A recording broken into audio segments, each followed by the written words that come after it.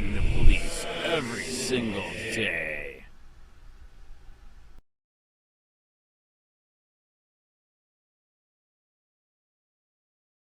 Case 4:22CR00104 DC Document 82 filed September 19, 22 page 1 of 25. In the United States District Court. For the Western District of Texas. Pecos Division. United States of America. VPE 22CR00104 DC. 1. Jose Gomez Quiroz. Memorandum Opinion.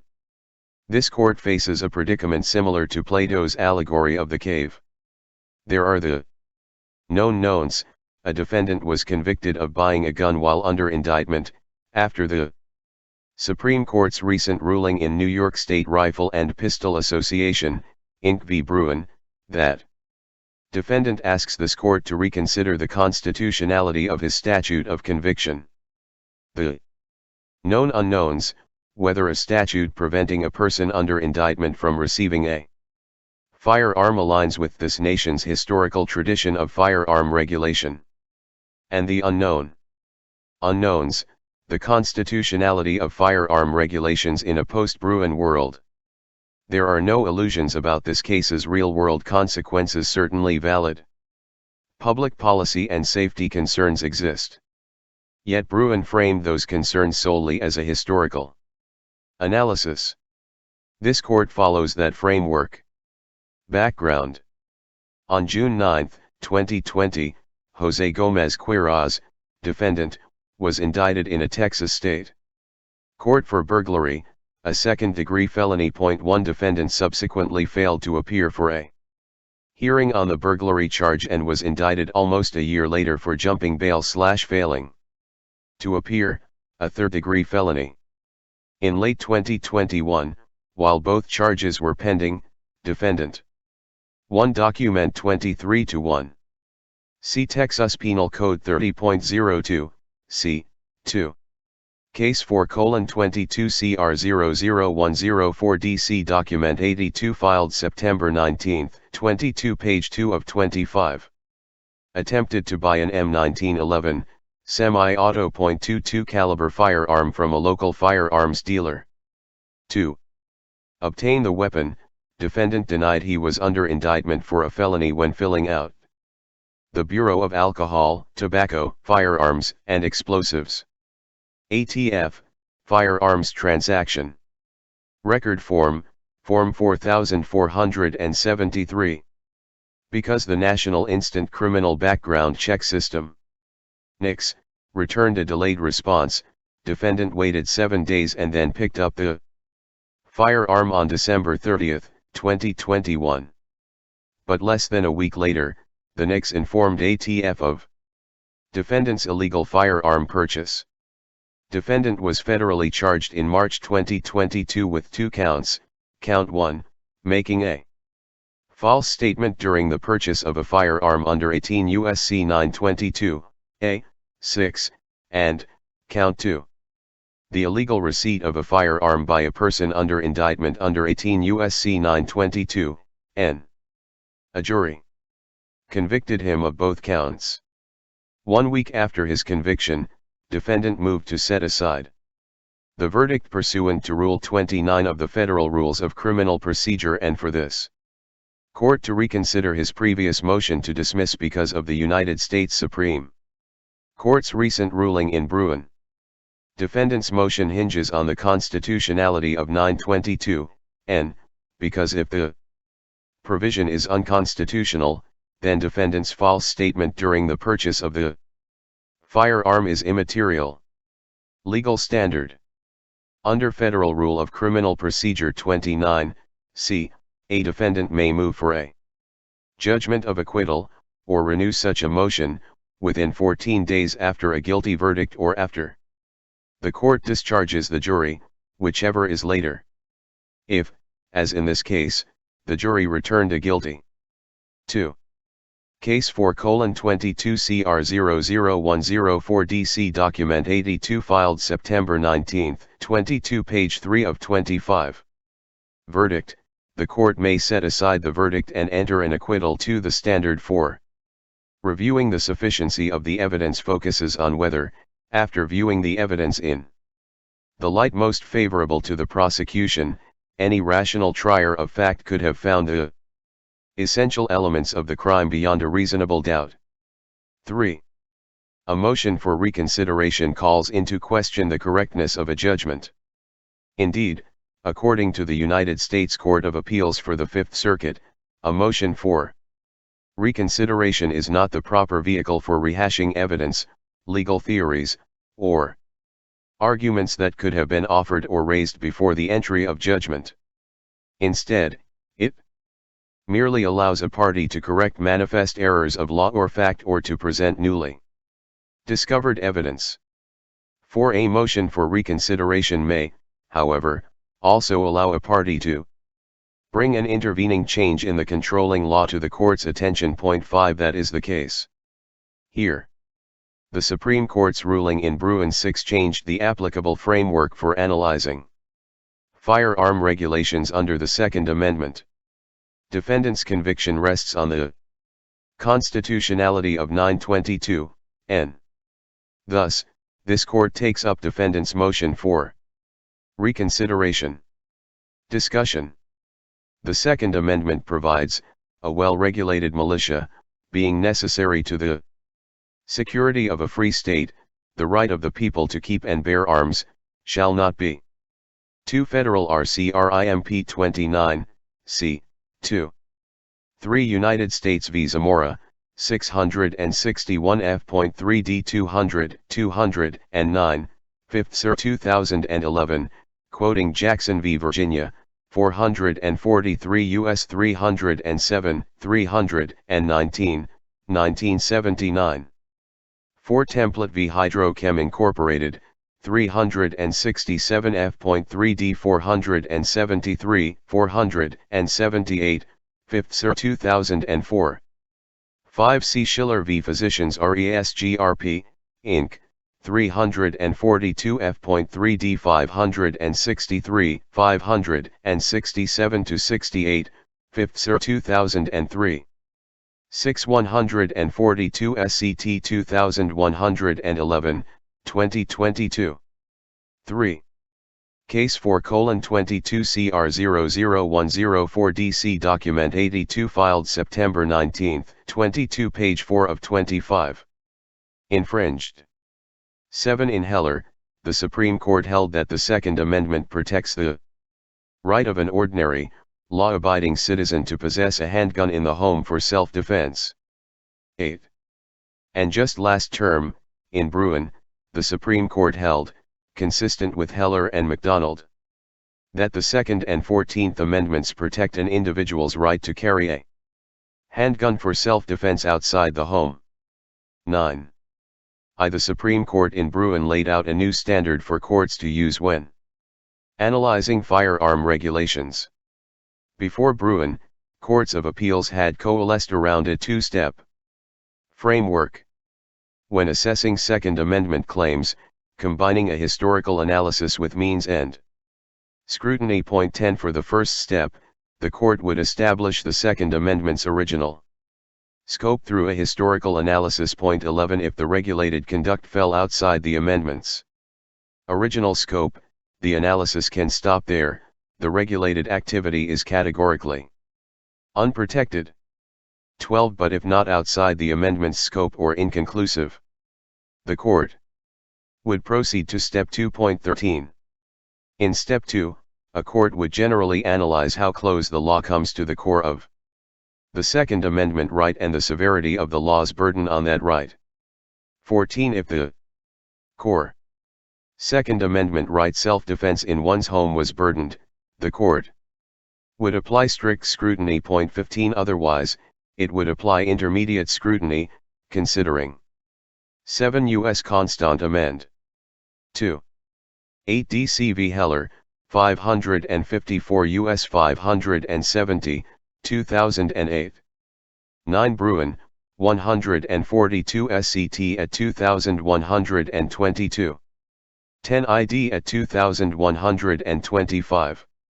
11 E.g., United States v. Focia, 869 F.3d 1269, 1285, CA 11 2017.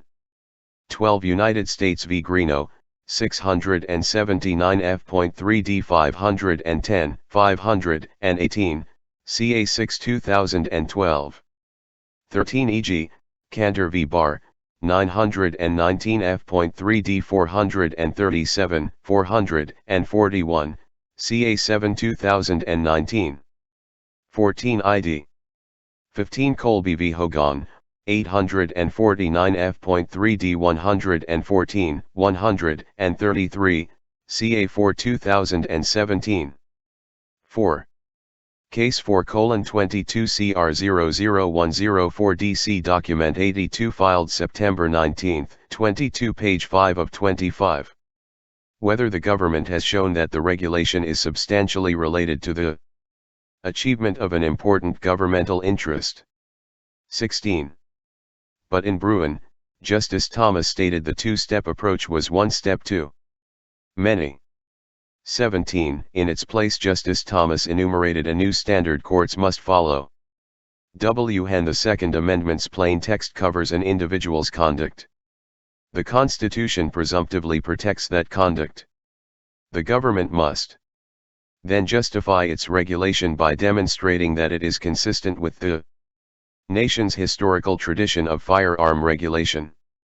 Only then may a court conclude that the individual's conduct falls outside the Second Amendment's unqualified command. 18.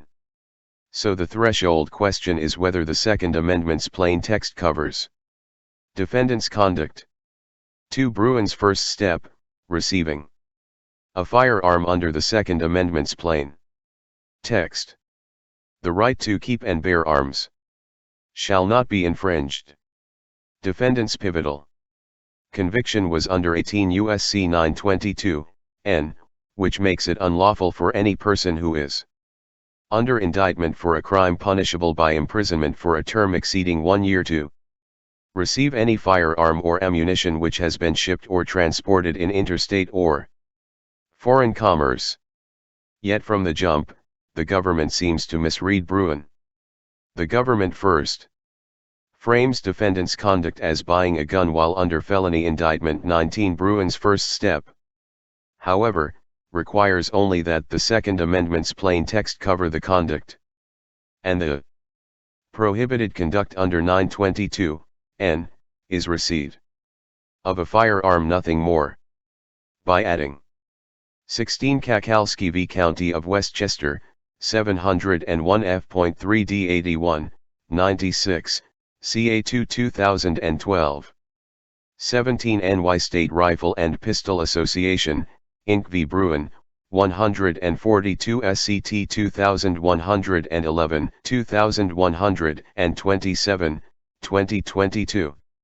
18 ID at 2129 to 30. 19, emphasis added. 5. Case 4:22 CR 00104 DC Document 82 filed September 19, 22 page 6 of 25. While under felony indictment. To the conduct, the government conflates Bruin's first step with its second.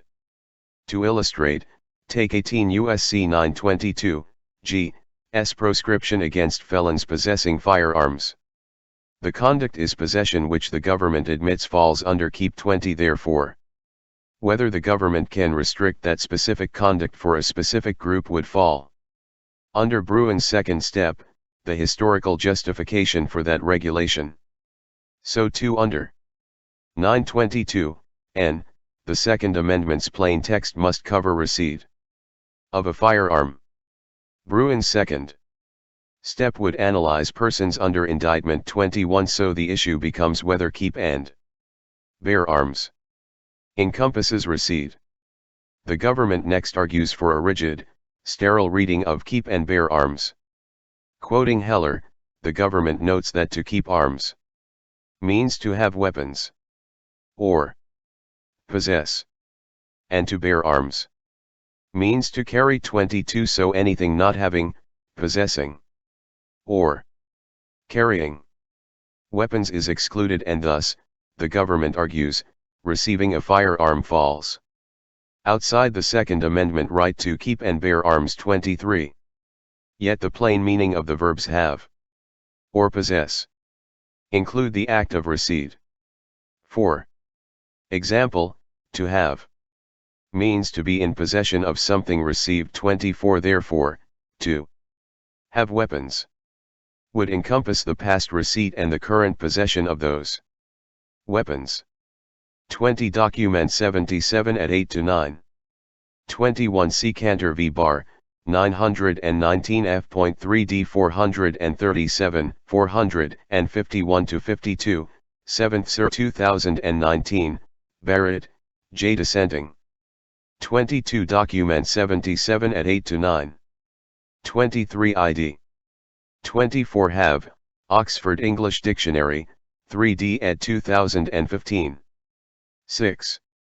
Case 4:22 CR 00104 DC Document 82 filed September 19, 22 page 7 of 25. And logically, excluding receive makes little sense. To receive something means to take into one's possession. 25. How can one possess, or carry, something without first receiving it? Receipt is the condition precedent to possession. The latter is impossible without the former. Taking the government's argument at face value would also lead to an absurd result. Indeed, if receiving a firearm were illegal, but possessing or carrying one remained a constitutional right, one would first need to break the law to exercise that right. The government is asking in effect to banish gun rights to Hotel California's purgatory. You can check out any time you like, but you can never leave. 26. In that same vein, the government doesn't dispute that there is no evidence that defendant had a gun before buying the firearm in question. 27. So even if 922 N doesn't prevent possession, by preventing receipt it effectively prevents defendant's constitutional possession. Bruin's first step asks a strictly textual question: does the Second Amendment's plain text cover the conduct? Without a doubt the answer here is yes. The Second Amendment's plain text does cover receipt, and the Constitution presumptively protects such conduct. Thus, 922 N's constitutionality turns on whether prohibiting persons under indictment from receiving a firearm is consistent with the nation's historical tradition of firearm regulation. 3. Bruin's second step, the historical analysis. Next, the government must justify its regulation through a historical analysis. To do so, the government's historical inquiry must show that 922 N is consistent with the 25 Receive, Oxford English Dictionary, 3d ed. 2015. 26 Eagles, Hotel California, on Hotel California, Asylum Records 1976. 27 Doc. 78. At 4. Defendants. Our I-team digging into the Reply, claims, providing depth Document 77. Government's response. 7.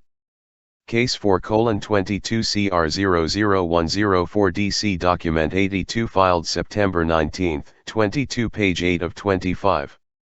Historical understanding of the Second Amendment. 28 If a challenged regulation addresses a general societal problem that has persisted since the 18th century, this historical inquiry is straightforward. 29 But other regulations may require a more nuanced approach. 30 In those cases, courts can reason by analogy, which involves finding a historical analog that is relatively similar to the modern regulation. 31 As dictated by Bruin, the court will initially lay out 922 N's history. A. Under indictment, the Federal Firearms Act of 1938 to present. Section 922 N's history begins in 1938, when Congress passed the Federal Firearms Act, FFA. 32. The FFA prohibited individuals under indictment for, or convicted of, a crime of violence from shipping or transporting any firearms or ammunition in interstate commerce. 33. The Act only covered those under indictment in federal court, and crimes of violence was commonly understood to include only those offenses ordinarily committed with the aid of firearms. 34.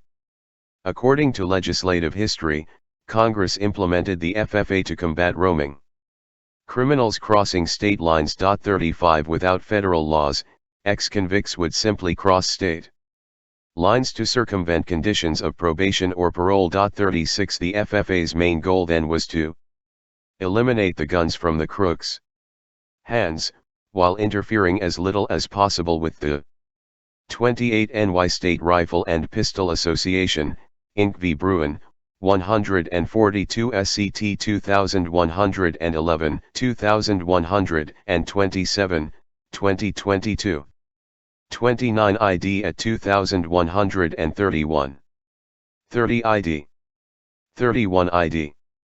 32 5 CONGCH 850, 2, E.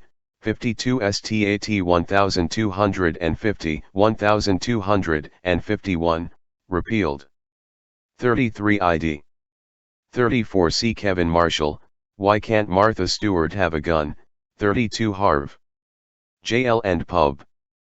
Poll Y 695, 702, 2009. 35 United States v. Platt, 31 F sub 788, 790, S.D. Texas 1940, citing record of hearings on H.R. 9066 before the House Committee on Ways and Means, 73 D. Congress. 36 ID. 8. Case 4:22 CR 00104 DC Document 82 filed September 19, 22 page 9 of 25. Law-abiding citizen. 37 in Congress's eyes, those under indictment for, or convicted of, a crime of violence had already demonstrated their unfitness to be entrusted with such dangerous instrumentalities. 38. Almost 25 years later, in 1961, Congress amended the FFA to cover all individuals under indictment, regardless of the crime they were accused of. 39. Congress also removed the crimes of violence language, replacing it with crime punishable by imprisonment for a term exceeding 1 year. 40. Congress expanded gun regulations yet again with the Gun Control Act of 1968. GCA.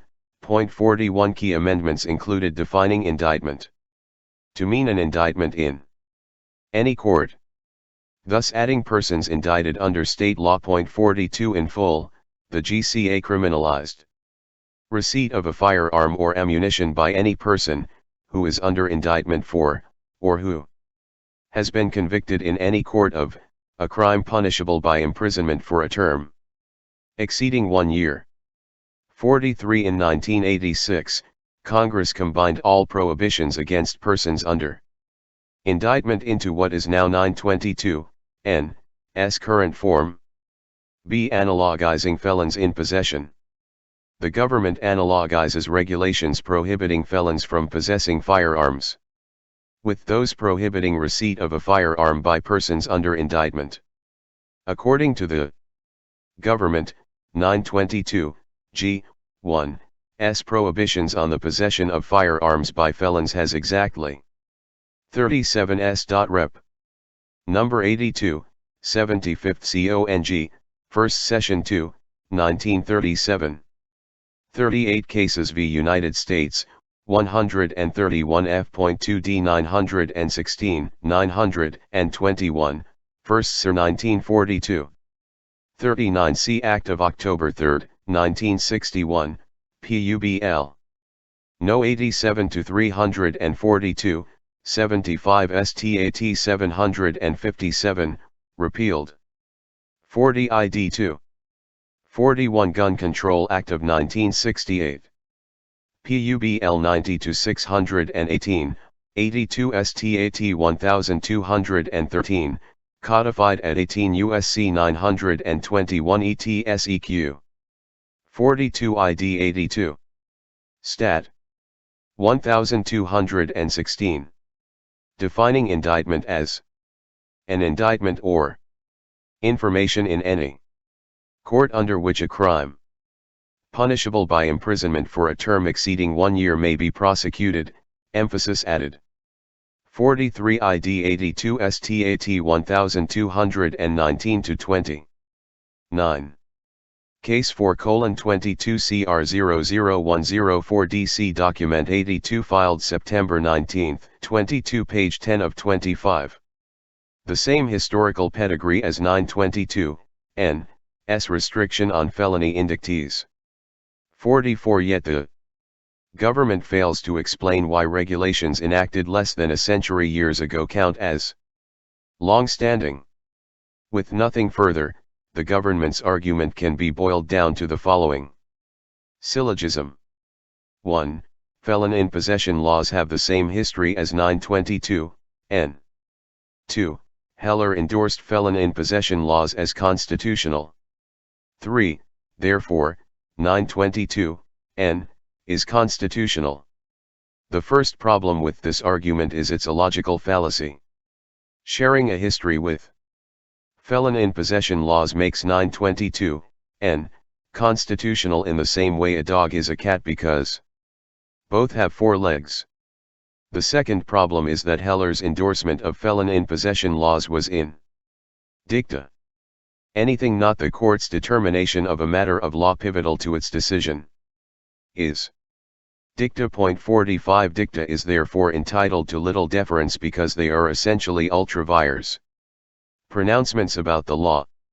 46 Or, as Francis Bacon put it, dicta is only the vapors and fumes of law. 47. The last, and most significant problem with the government's argument is that it lacks historical analysis from the Second Amendment's ratification, much less anything pre-1938. Constitutional rights are enshrined with the scope they were understood to have when 44 Document 77 at 14. 45 Brian A. Garner, ETAL, The Law of Judicial Precedent 44, 2016, quoting Black's Law Dictionary 849, Brian A. Garner ed., 10th ed. 2014. 46 ID. 47 ID, quoting Francis Bacon. The Lord Keeper's Speech in the Exchequer. 1617. Into the Works of Francis Bacon 477, 478, Basil Montague ed., 1887. 10. Case 4:22 CR 00104 DC Document 82 filed September 19, 22 page 11 of 25. The people adopted them. 48 Consequently, the government omitted the critical tool of constitutional interpretation. 49. The state's power to disarm in the early colonies. The court therefore will conduct its own historical inquiry in the government's absence, starting with the law preceding the Second Amendment's adoption in 1791. But this court must be careful when assessing evidence concerning English common law rights. Because the common law, of course, developed over time 50, and with this cautious inquiry, the court finds one contextual clue, not what laws the colonies retained from their English roots, but what they excluded. English law had a long history of disarming citizens for any reason or no reason at all. 51 For example, Parliament granted officers of the Crown the power to disarm any person they judged dangerous to the peace of the kingdom. 52 Or in 1688, Parliament disarmed Catholics because of their faith. 53. Yet even while still under English rule, the colonies Attitude toward disarming. Individuals diverged from its English roots. Indeed, when Virginia disarmed all citizens who refused to take an allegiance test, it did so only partially, allowing citizens to keep such necessary weapons as shall be allowed him by order of the Justices of the Peace at their 48 D.C. v. Heller, 554 U.S. 570, 634 to 635, 2008, emphasis added. 49 ID at 605. 50 NY State Rifle and Pistol Association, Inc. v. Bruin, 142 SCT 2111, 2136, 2022. 51 Robert H. Churchill, Gun Regulation, the Police Power, and the Right to Keep Arms in Early America, the Legal Context of the Second Amendment, 25 L and Hist. Rev 139, 155, 2007. 52 ID. 53 An Act for the Better Securing the Government by Disarming Papists and Reputed Papists, 1 William and Mary, C. 1688. 11. Case 4:22 CR 00104 DC Document 82 filed September 19, 22 page 12 of 25.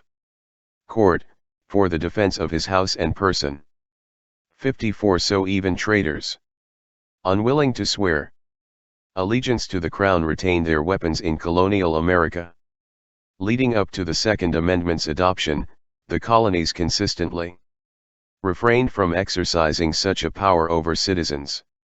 55 As one historian wrote, after he searched all existing printed session laws of the first 14 states year by year from 1607 to 1815, he couldn't find a single instance in which these jurisdictions exercised a police power to prohibit gun ownership by members of the body politic. 56. 2 state conventions when ratifying the Constitution. More evidence can be gleaned from the state conventions ratifying the Constitution. In February 1788, the Massachusetts Convention was the first to recommend amendments.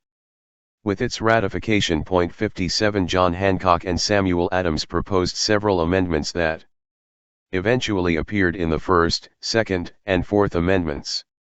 One such amendment proposed that the Constitution be never construed to authorize Congress to prevent the people of the United States, who are peaceable citizens, from keeping their own arms. 58. Massachusetts wasn't the only state, as New Hampshire copied 9 of Massachusetts' proposals almost verbatim, while adding 3 of its own. 59 One of the 3. 54 1 George I. Stat. 2. C. 13. 1714, and an Act. 4. Disarming Papists and reputed Papists refusing to take the oaths to the government. 1756, Henning, Statutes at Large, 735. 55 Robert H. Churchill, Gun Regulation, the Police Power, and the Right to Keep Arms in Early America, the Legal Context of the Second Amendment, 25 L and Hist. Rev 139, 157, 2007. 56 ID at 142. 57 To Bernard Schwartz, The Bill of Rights, A Documentary History 665, 672 to 75, 1971. 58 ID at 674 to 75, 681. 59 ID at 761. 12. Case 4:22 CR 00104 DC Document 82 filed September 19, 22 page 13 of 25. Involved the right to keep and bear arms. Congress shall never disarm any citizen unless such as are or have been in actual rebellion. 60. 3. The state's power to disarm leading up to 1938. Until federalized by the FFA, prohibiting possession of a firearm, even by those convicted of violent crimes, was a rare occurrence. For instance, it wasn't until 1886 that a state court ruled on a firearm regulation that regulated the condition of a person rather than directly regulating his manner of carrying. 61. There, in Missouri v. Shelby, the Supreme Court of Missouri upheld a ban on carrying a deadly weapon while intoxicated. 62. And even though other state courts eventually ruled on laws regulating the condition of a person, 63, very few states prohibited felons or any other type of person for that matter from possessing a firearm. Indeed, by the mid-1920s, only 6 states had laws banning concealed carry by someone convicted of a crime involving a concealed weapon. 64. And 0 states banned possession of long guns based on a prior conviction. 65. Whether this nation has a history of disarming felons is arguably unclear. It certainly isn't clearly long-standing. And what's even more unclear and still unproven is a historical justification for disarming those indicted, but not yet convicted, of any crime. See analogizing Massachusetts surety laws to 922, n. 60 id. 61. See Kevin Marshall, Why Can't Martha Stewart Have a Gun, 32 Harv. JL and Pub. Poll Y 695, 711, 2009. 62 2 SW 468, MO 1886. 63C, Example State v. Kerner, 107 SE 222, NC 1921, upholding ban on carrying a deadly weapon while intoxicated, State v. Hogan, 58 NE 572, 572, 575-76, Ohio 1900, upholding a ban on carrying a firearm by a tramp. 64 See Kevin Marshall, Why Can't Martha Stewart Have a Gun, 32 Harv. JL and Pub. Poll Y 695, 708, 2009. New York is not included in the 6 because New York's Sullivan law automatically revoked one's concealed carry license upon a felony conviction. 65 ID 13. Case 4:22 CR 00104 DC Document 82 filed September 19, 22 page 14 of 25. In another analogy closer to 922, N, the government argues that Massachusetts' mid-19th century surety laws outlined in Bruin are a historical example of restricting gun rights for those accused but not convicted of wrongdoing. 66 The 1795 surety laws required a person reasonably likely to breach the peace, and who, standing accused, could not prove a special need for self-defense, to post a bond before publicly carrying a firearm. 67 The government also claims that those surety statutes burden Second Amendment rights more directly than 922, N.'s prohibitions. 68 Yet this argument ignores the rest of Justice Thomas's analysis. Justice Thomas dismisses the contention that surety laws were a severe restraint as having little support in the historical record. 69 Surety laws were not meant as any degree of punishment. 70 And there's little evidence that such laws were regularly enforced. 71 Indeed, the handful of cases highlighted by Justice Thomas from Massachusetts and the District of Columbia all involved black defendants who may have been targeted for selective or pretextual enforcement. 72 The government also argues that the surety laws provide an imperfect but similar analog to 922, N.73 but not only do Massachusetts' mid-19th century surety laws fail to Support the government, they actively cut against the government's assertions. In Bruin, Justice Thomas highlighted the straightforward historical method employed in Heller, if 66 Document 77 at 16. 67 NY State Rifle and Pistol Association, Inc. v. Bruin, 142 SCT 2111, 2148, 2022. 68 Document 77 at 17. 69 Bruin, 142 SCT at 2149. 70 ID, quoting W. Blackstone, Commentaries on the Laws of England 249, 1769. 71 ID.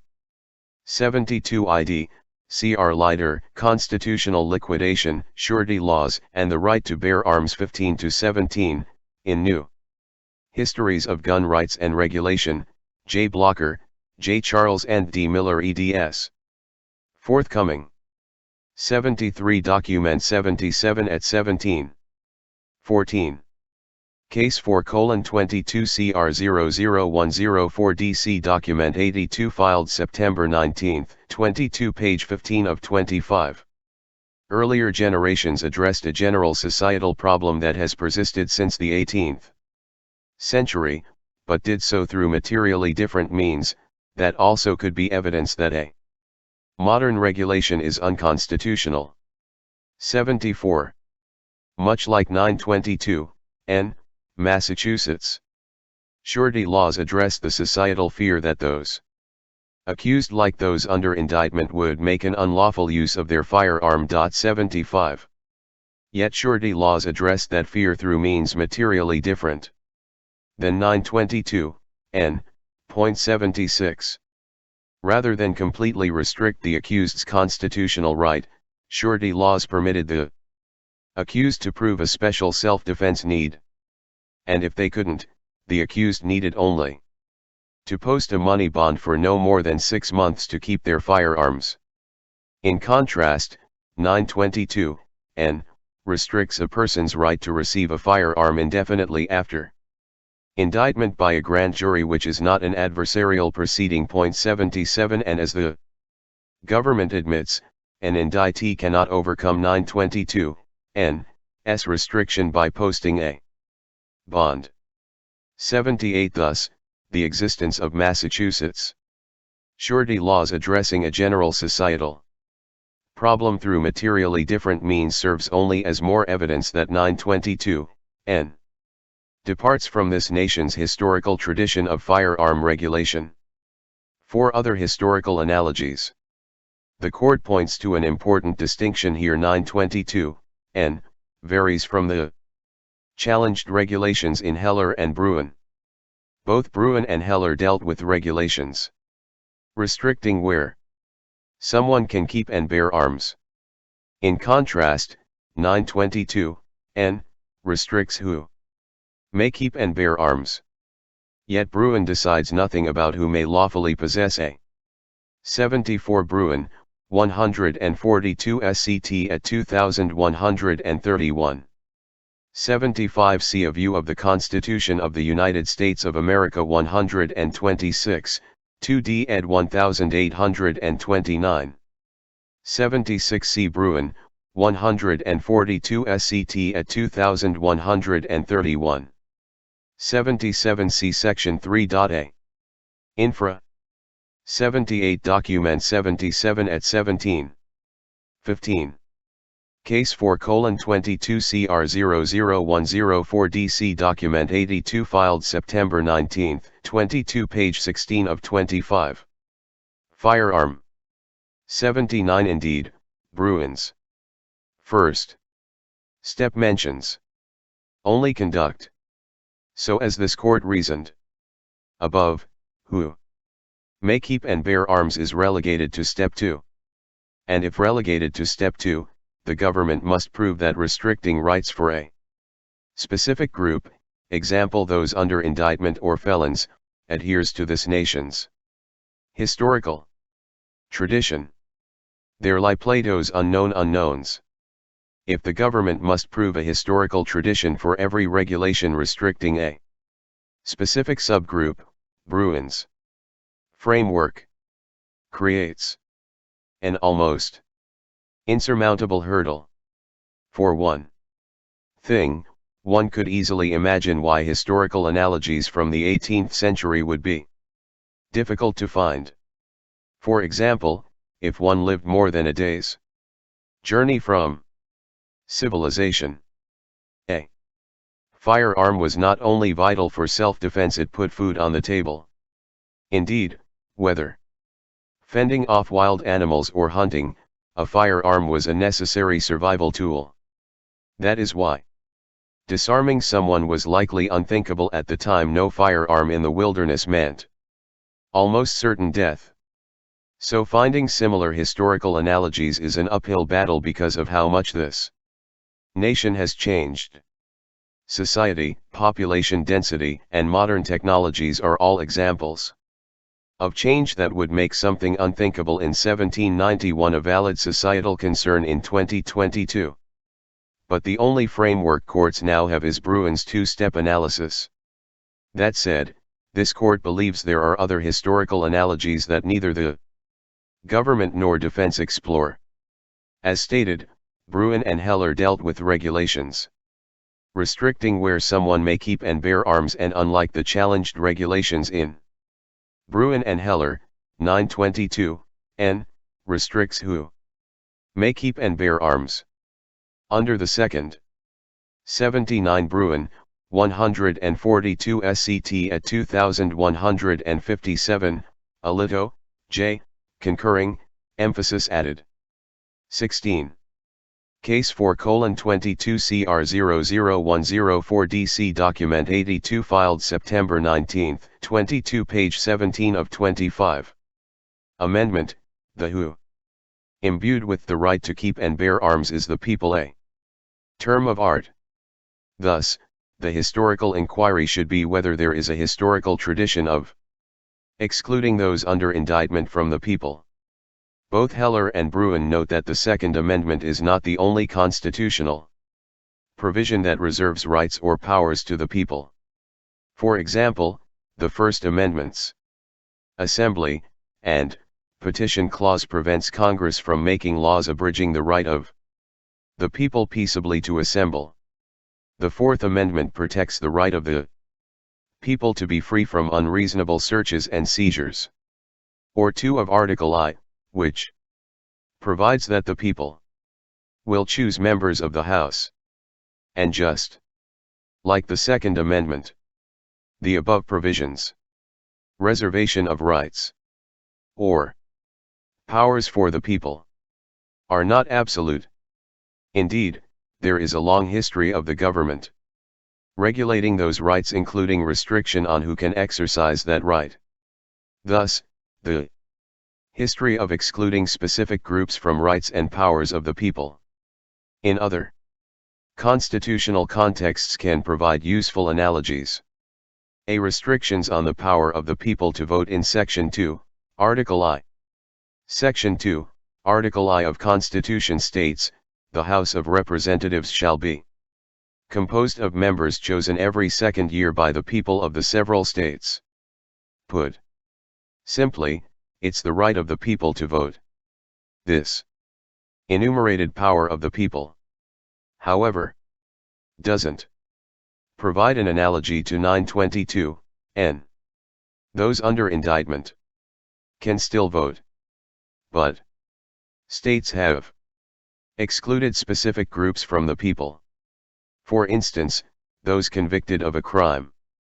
State laws restricting voting rights for those convicted of certain crimes are not a recent vintage, states have done so since the founding.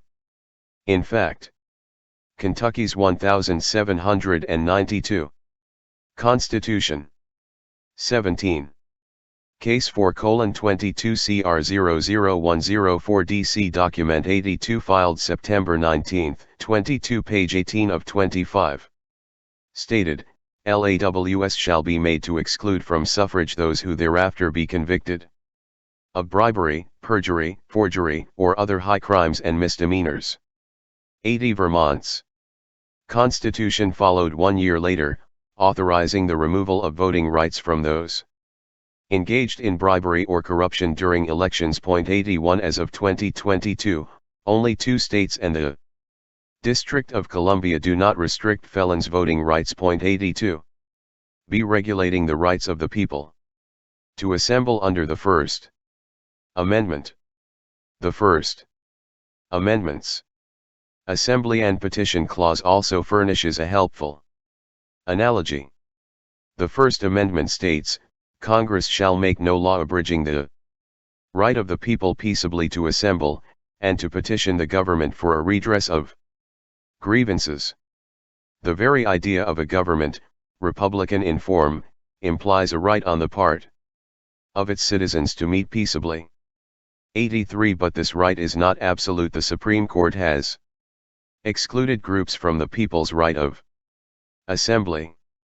In DeJonge v. Oregon, the Supreme Court declared the right to peaceful assembly equally fundamentally with other First Amendment clauses. 84 There, DeJonge was charged under a state criminal syndicalism statute after speaking at a Communist Party meeting. 85 Although the objectives of the Communist Party are heinous, the Supreme Court 80 Kentucky Constant Art 81.2, 1792 81 Vermont Constant Ch 234, 1793 82 State Voting Laws and Policies for People with Felony Convictions, Breda NICA, as of August 1, 2022, State Voting Laws and Policies for People with Felony Convictions felonvoting-procon.org 83 United States v. Cruikshank, 92 U.S. 542, 352,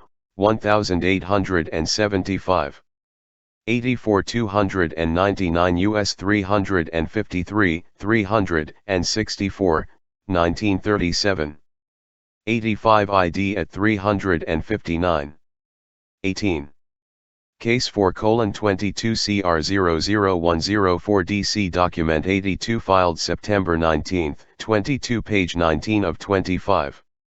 Held that DeJonge still enjoyed his personal right to take part in a peaceable assembly, having a lawful purpose. 86. Yet the Supreme Court also highlighted the right of assembly without incitement to violence or crime. 87 Indeed, much like the right to keep and bear arms, the First Amendment's right to assembly can be abused to incite violence or crime. Thus, legislation protecting against such abuses would be constitutional if made only against the abuse. 88. The rights themselves may not be curtailed. 89.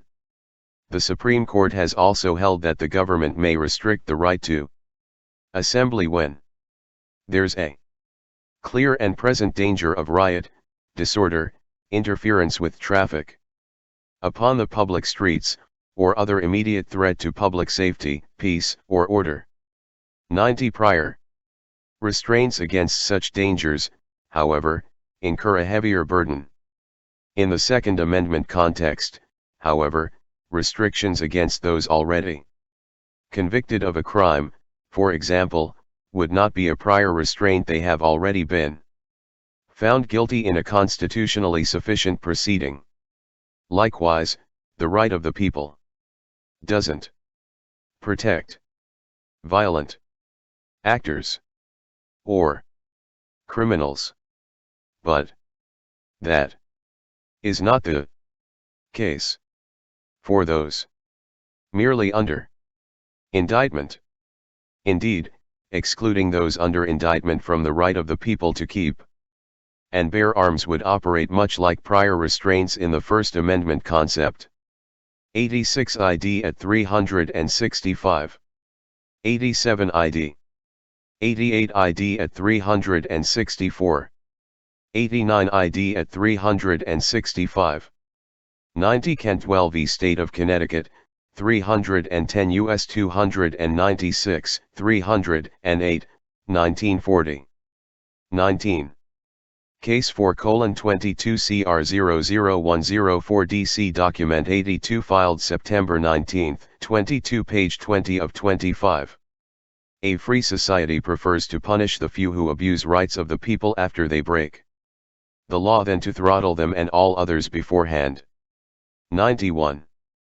In sum, this court does not rehash all constitutional interpretations since 1791, and, although not a perfect fit, the rights of the people in other contexts can supply useful comparisons.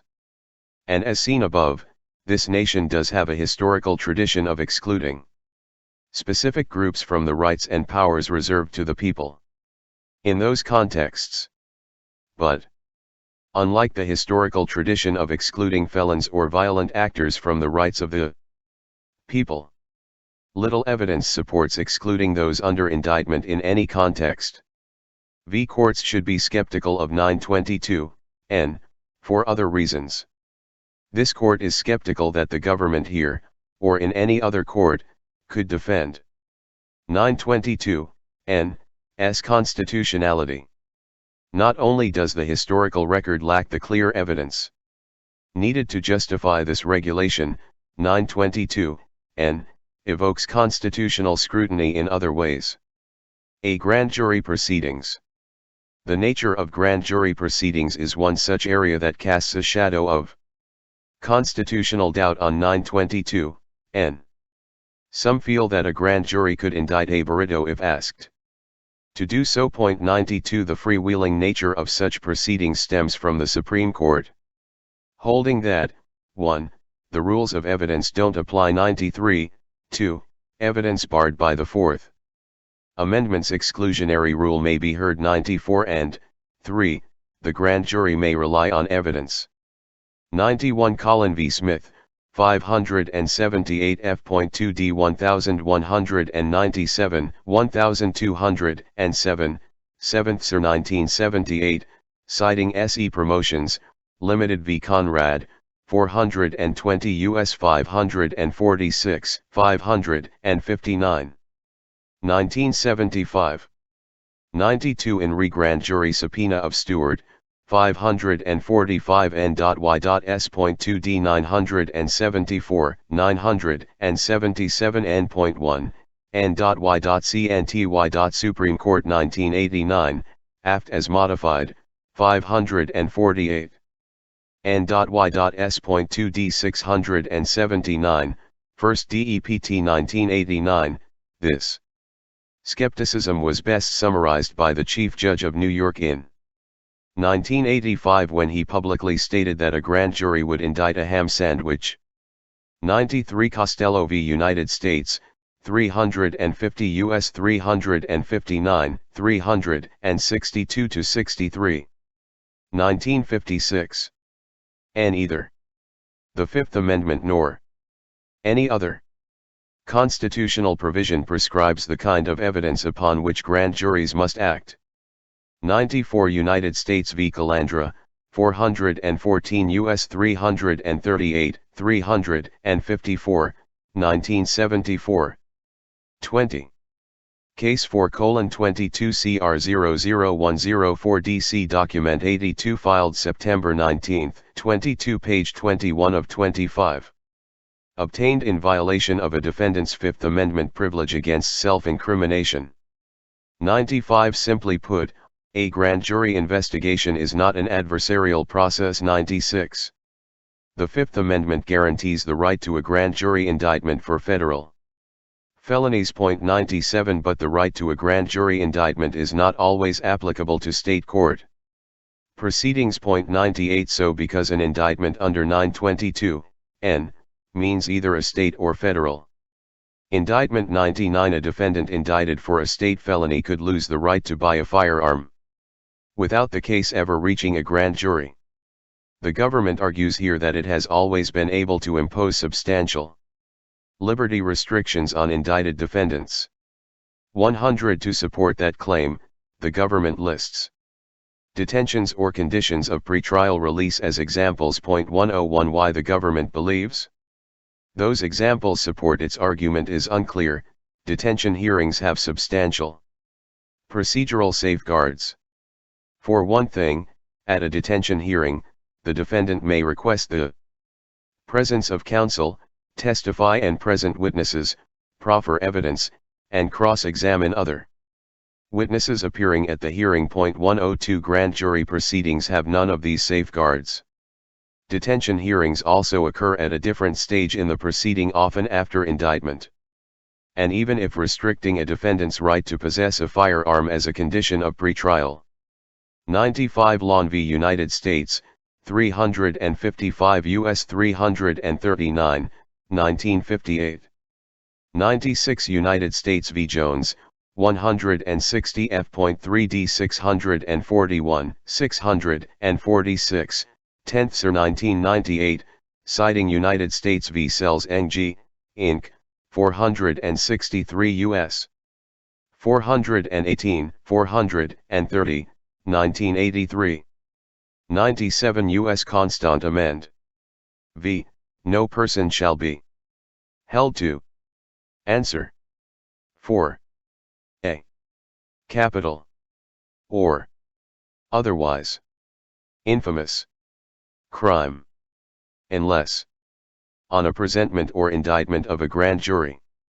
98 Hurtado v. People of State of Cal, 110 U.S. 516, 1884. 99 922, N. 100 Document 77 at 15. 101 ID. 102 United States v. Laron, 861 F sub 2D 71, 91, EDNY 2011, citing 18 U.S.C. 3142, F. 21. Case 4:22 CR 00104 DC Document 82 filed September 19, 22 page 22 of 25. Release is constitutional, an issue which this court does not consider here. That doesn't also make 922, N.'s restrictions in the indictment stage constitutional. In line with procedural concerns, the court notes in passing that the expansion of gun rights by the Supreme Court in Bruin might also implicate procedural due process under the Fifth Amendment. Courts that have analyzed due process and 922, N, did so pre-Bruin. If the right to keep and bear arms inside and outside the home is so clear, removing that right would likely require the same constitutional procedural safeguards that the Supreme Court has bestowed on other rights. But this court need not analyze those issues here. B. The historical disarmament of specific groups. Another reason that 922, N, warrants skepticism is the historical misappropriation of law to pretextually and unlawfully disarm unfavored groups. The Supreme Court noted such historical uses against blacks in both Bruin and McDonald v. City of Chicago. 103 After the Civil War, systematic efforts were made to disarm blacks from obtaining, possessing, or carrying a firearm. 104 For example, an 1833 Florida statute authorized white citizen patrols to seize arms found in the homes of slaves and free blacks, and provided that blacks without a proper explanation for the presence of the firearms be summarily punished, without benefit of a judicial tribunal. 105 Another example would be the aftermath of the Cincinnati race riots in 1841. The day after the riot was quelled, all blacks were disarmed. 106 And the day after that, 103 561 U.S. 742, 2010. 104 ID at 771. 105 Robert J. Cottrell and Raymond T. Diamond, The Second Amendment, Toward an Afro-Americanist Reconsideration. 80 GOLJ 309, 338, 1991, emphasis added, citing Act of February 17, 1833, ch. 671, 15, 17, 1833 FLA Laws. 26, 29. 106 ID at 342. 22.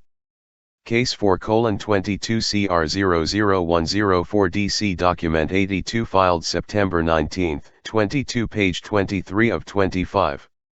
White rioters ransacked the now defenseless black residential district. 107 That pretextual disarmament wrenched away black residents' individual right to self-defense, the central component of their Second Amendment right. 108. The government cites the Seventh Circuit's reasoning in United States v. Yancey 109 to argue legislatures have long had the right to disarm unvirtuous citizens. 110 Yancey's reasoning on unvirtuous citizens quotes an influential 1868 constitutional treatise, which stated constitutional rights did not apply to the idiot, the lunatic, and the felon. 111 But what's omitted is how blacks were treated the same. Pistols, old muskets, and shotguns were taken away from freed slaves as such weapons would be wrested from the hands of lunatics. 112. See past courts interpreted 922 N.'s constitutionality under the collective right view the Supreme Court rejected in Heller. One last issue that gives this court pause is that the question whether the right to keep and bear arms was a collective right or an individual right wasn't answered until the Supreme Court in Heller held that the Second Amendment bestowed an individual right. So, courts interpreting the constitutionality of what is now 922 N would erroneously invoke the collective right view that Heller resoundingly rejected. For example, just 4 years after the FFA's enactment, the First Circuit in Cases v. United States upheld the FFA's regulation of those under indictment, or convicted of, crimes of violence, using the collective right. 107 ID. 108 DC v. Heller, 554 U.S. 570, 599, 2008. 109 United States v. Yancey, 621 F.3d 681, 7th Sir 2010. 110 Document 77 at 14. 111 Yancey, 621 F.3d at 685, citing Thomas M. Cooley, A Treatise on Constitutional Limitations 29, Boston. Little Brown & Co. 1868. 112 S. Exec. Document number 43, 39th CONG, First Session, 8, 1866, emphasis added. 23. Case 4:22 CR00104 DC Document 82 filed September 19, 22 page 24 of 25. Viewpoint 113 The First Circuit, invoking neither history nor precedent, held that a person has no right under the Second Amendment unless he is a member of a military organization, or uses his weapon in preparation for a military career, thus contributing to the efficiency of the well-regulated militia. 114. Another example that same year was the Third Circuit's decision in United States v. Todd. 115 There, the court also upheld the FFA's crimes of violence disability, noting that the Second Amendment was not adopted with individual rights in mind, and the FFA did not infringe upon the preservation of the well-regulated militia protected by the Second Amendment. 116. Thus, the FFA's regulations were found constitutional under the collective right view, later dismantled by Heller. And 922 N.'s historical prohibitions were limited to the much narrower crimes of violence disability. So if comparing the FFA's crimes of violence limitation to 922 N.'s far broader coverage, which includes nonviolent felonies and state indictments, it's doubtful 922 N. would be constitutional under the individual rights view Heller enumerated. The court notes the above concerns not to bolster its conclusion, but to highlight how Bruin changed the legal landscape. The Bruin Court made the constitutional standard more explicit, to eliminate asking judges to make difficult empirical judgments about the costs and benefits of firearms restrictions. 117 Bruin did not, however, erase societal and 131 F.2d 916, First Sir 1942. 114 ID at 923. 115 131 F.2d 261, 3d Sir 1942. 116 ID at 266 to 67. 117 NY State Rifle and Pistol Association, Inc. v. Bruin, 142 SCT 2111, 2130, 2134, 2022, quoting McDonald v. City of Chicago, Ill. 561 U.S. 742, 790 to 91, 2010. 24. Case 4:22 CR 00104 DC Document 82 filed September 19, 22 page 25 of 25. Public safety concerns they still exist even if Bruin's new framework prevents courts from making that analysis. As stated above, the new standard creates unknown unknowns, raising many questions. This court does not know the answers, it must only try to faithfully follow Bruin's framework. Conclusion. The Second Amendment is not a second-class right. 118 No longer can courts balance away a constitutional right. After Bruin, the government must prove that laws regulating conduct covered by the Second Amendment's plain text align with this nation's historical tradition. The government does not meet that burden.